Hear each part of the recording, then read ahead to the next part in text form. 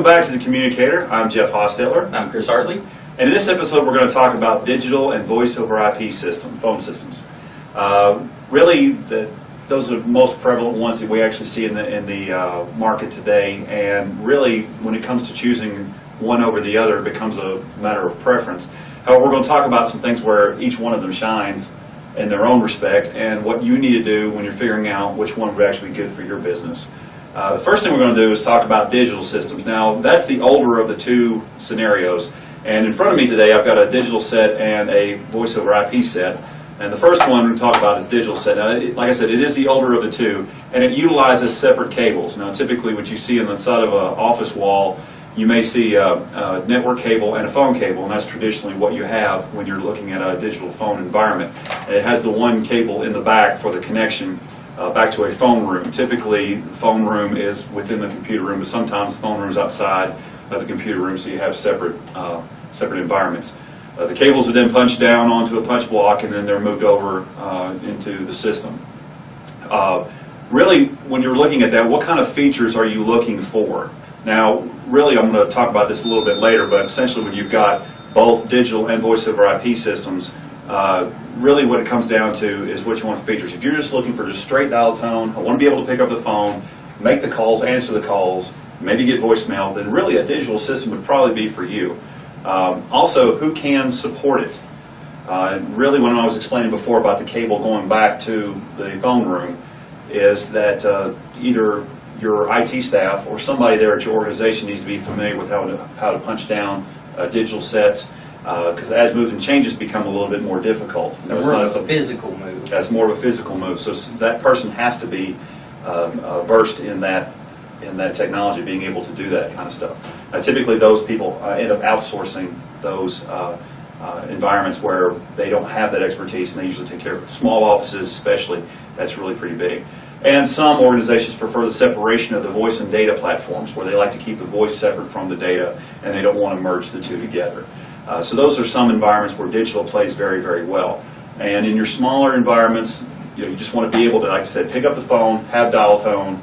Like I said, maybe the voicemail. There's a lot of organizations we work with where they just don't have voicemail. Digital sets tend to be a great, great fit.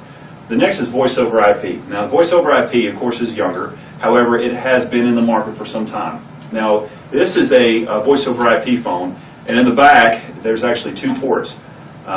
Where this comes into play is you can actually share the computer port with the phone and the computer. So from the wall, it just takes one cable into the phone and out from the phone to the computer. So back, and I'll explain this a little bit later, but back in the switching room, the switch actually houses the two. So, but what makes it a little easier is that it is a single cable can be able to handle that. So cabling in a new environment, you don't have to do two cables per location.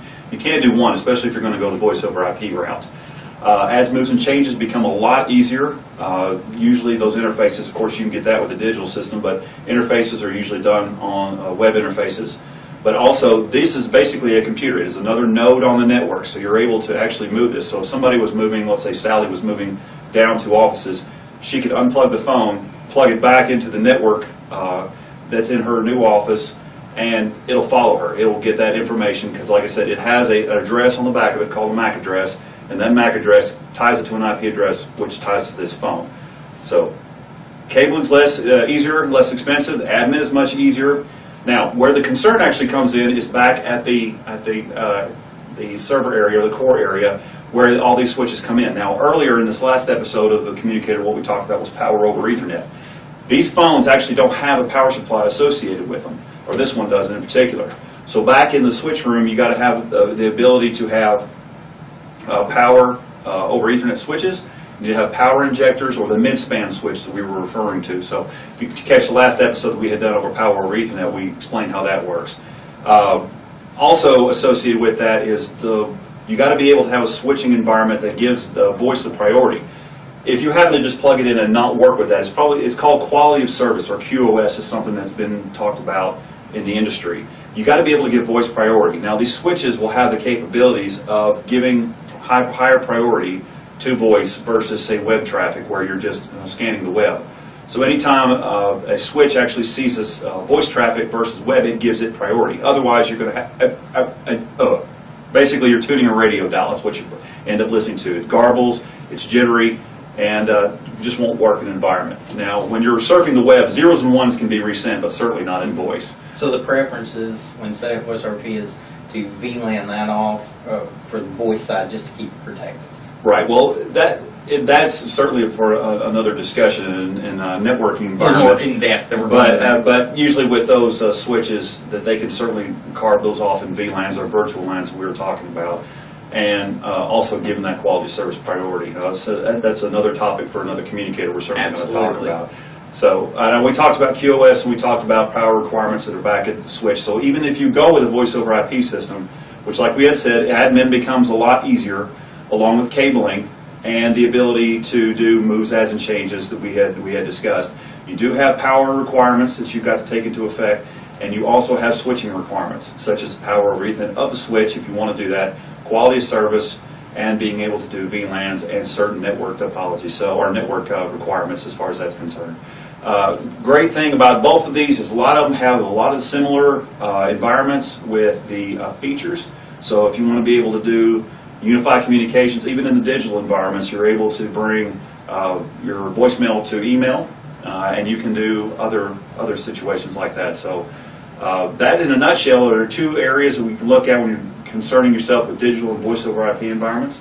Chris, do you have any questions? One question: what do you do when there's say you had a bunch of analog stations in a digital environment? I know a lot of those you can get cards, you can get different things. How do you integrate that to the IP solution that had a lot of, if you had a situation you had 10 or 15 or 20, like in a college dorm or something, you had a lot of analog stations. How do you incorporate that into an IP? Well, there's actually several things you can do. Most of the manufacturers have taken analog into consideration. This in particular is a ShoreTel phone system, and they have a device which actually is called a 24A, where it handles 24 analog stations. They also partner with organizations that have analog capabilities, such as the Audio Codes or Mediatrix, are two companies that they work with that give the audio capabilities, the analog capabilities, but they talk SIP, the SIP protocol back to the switch that allows the ShoreTel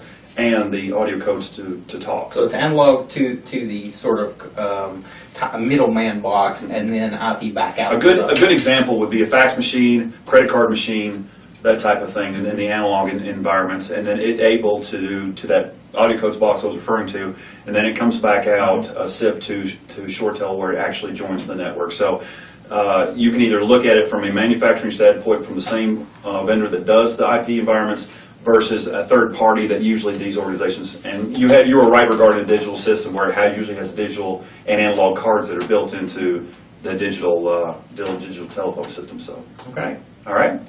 And with that, we certainly hope that you have a good luck in selecting either a digital voice over IP system or whatever you need to be for your office. So with that, as for Chris and myself, thank you very much. Thank you.